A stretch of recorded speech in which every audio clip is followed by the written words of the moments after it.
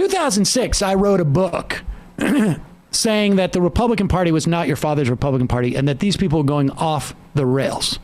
So this is not a new revelation to me, but I am finding that lately, I am finding myself saying, these people, this country is bat crap crazy. Right. I mean, and here is, and the thing about Marjorie Taylor Greene that really captures what the Republican Party is about, she is the biggest fundraising Republican in the party at this point. Yep.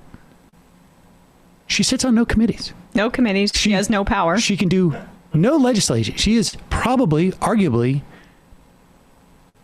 in terms of her role as a congressperson, the least powerful congressperson there is, just almost definitionally. But you cannot measure the power that owning the libs has. Sam. Well, it is actually ka-ching. Here's number 7. Because America is only safe when Congress is out of session. But unfortunately, Congress is in session. So let's tell the truth about what's happening. You see, this is a simple meme that you would find on the internet, but this meme is very real. The Green New Deal, surprise, serves China and China only. You can go ahead and put number 1 up. So today, talking about the Green New Deal and the all-out war on the men and women who built this country, which is definitely happening every single day here in Congress. So there's a couple of things about this. They just passed a defense bill that provides $25 billion more annually. More than what they asked for. That is, when we compare it to, let's say, the infrastructure bill, we're talking about $250 billion above what the Pentagon asked. They asked for what would be, if we're going 10 years out, because that's the way that people talk about numbers, $7 trillion, actually closer to $7.3 trillion over the course of 10 years. And they added, like, you know what? We need a sweetener. We're doing one of those things where it's like, we know you asked for this, but we want you to really enjoy yourself. And so here's an extra $250 billion. And it is, I mean, it's stunning. There was 181 Democrats out of what? There's like 219 and 135 Republicans out of like 216 or something, who voted for the bill. $768 billion, $7.7 trillion over the course of 10 years. We should always talk about that, because why is the infrastructure bill not $350 billion a year over, but instead it's a $3.5 trillion. Right, so let's do this. It is $7.68 trillion. In fact, I mean, let's be clear, this thing grows every year. Yes. So it's probably closer to Congress 8 trillion. Consistently overshoots the ask, and this happens regularly, of the Pentagon. But we want to make sure you feel real special. There's good news. They were able to secure the requirement that women register for a potential military draft. But my point in bringing it up in the context of Marjorie Taylor Greene, that somehow funding the new green technology, which incidentally, let's be clear, is going to dominate the world markets in the years to come. Even if we're too late to stop global warming, people are going to try at one point when the crap really hits the fan. And so you would think that we would want to compete with China, but it's twisted in such a way that this just helps out China in some bizarre fashion. But because China is scary because they're Chinese. But this bill, Representative Mike Rogers of Alabama added that the bill is laser focused on preparing our military to prevail in a conflict with China. This is so silly. Like the entire Matt, did you want to go? No, the Biden just introduced a new military strategy that's a pivot to China. He just made a deal with Australia so that there can be nuclear powered submarines within a close proximity to China in order to ramp up this military conflict, Cold War type escalation. If anything, Biden is being incredibly needlessly antagonistic towards China. But like back to the ridiculousness of Marjorie Taylor Greene. This is all conservatives are at this point. We talk about how all of these conservatives get their anti-mask talking points from memes, right? You know, if you can't stop a fart with a diaper, how can you stop COVID with a mask? That's just a widely circulated Facebook meme. And it's the same thing that she puts up there. She knows exactly who she's speaking to. Yeah, but she said this meme is real. The way that she says, this is just a simple meme such that you would find on the internet reminds me of, what's his name? Ted Eastbound and Stevens? Down. Oh, no. Okay, go ahead. What's Eastbound and Down guy, the pitcher? Danny McBride. Yeah, it's like, this is just a simple meme such that you would find on the internet. Like, what are you... Yeah, well, did you see that other one she put up? She put up a second one, or a third one. Do you have that, Bradley? I do, yeah. Yeah, she also put this up, which I thought was, like, ridiculous, but... Also, they have the USSR flag with...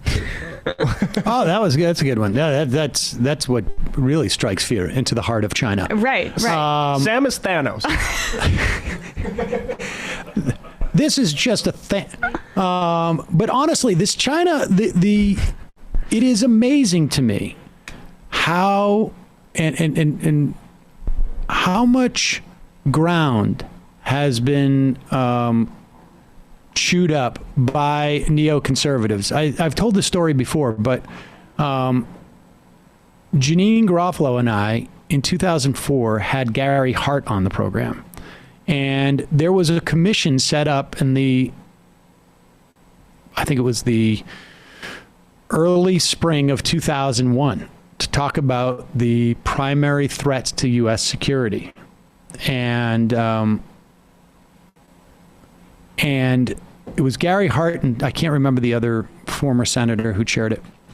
And they had about 20 people on the committee, and they went around the table. What's the number one security threat to the United States? I don't know if anybody at that point had said global warming, but it was mostly non-state actors, and one person said China. Everybody was like, well, that's weird. And then they went around again a couple months later. Same person says China. And everybody's like, we don't think so. And that person never came back to another meeting. And that person's name was Liz Cheney.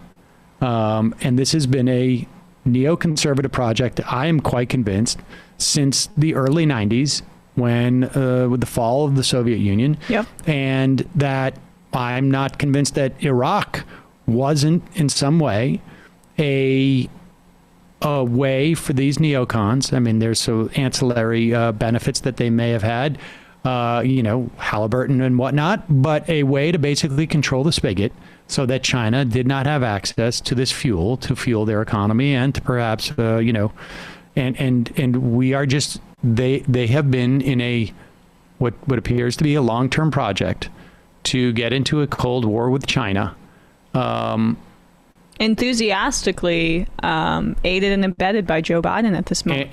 And exactly. Yeah. The anti-China bill that was passed in the Senate was Chuck Schumer's project for a few years at this point. So we're seeing a lot of course, that's what gets bipartisan support, right? It passed the 60 vote threshold, and it did pass the Senate in June, I think. Democrats are not immune from drumming up these kinds of new Cold War conflicts. It's amazing to me how much that has been sort of adopted. I mean, Barack Obama in 2012, mocked Mitt Romney, if I remember correctly, when Romney China said our biggest. Now, with that said, Obama was overseeing the pivot to Asia. And on some level, I do think that certainly Obama at the time perceived China to be an economic threat, although I don't even understand what that means. Like our economies are so intertwined and so dependent on each other. Well, they just start like smelling their own farts. They think that, oh, we need to have some sort of adversary here. And that is drummed up by specific interests. The amazing thing, too, is that if you were actually genuinely concerned about China as a rival economically, why don't we have some type of industrial policy so that our supply lines are not so deeply reliant on China? Like there is, if you genuinely believe that, and I think there is some validity to the concern, at least in the context of our supply lines, we should have access to our own, capacity to develop computers or to phones or. Well, that was part of the Schumer bill, but the larger part, I think, is using this rivalry to further escalate conflict in regions that can be seen as to pay battlegrounds, Boeing, and then have proxy battles for Chinese/communist influence in X country, which is what we did throughout the entire 1900s in the Middle East and other areas, and they want to continue that entire project. It helps capital. That's the whole reason. It is such a payoff, Matt. Romney said it about Russia. Oh, Russia. He said Russia at the time. Okay, sorry. Did Obama say climate change? I don't think so. I think Russia was he was laughing about, but which explains why Obama was doing that Asian the pivot to the Pacific. Folks, there's more of what you've just saw where that came from. That's if you hit the subscribe and like button. Thank you. Really, thank you.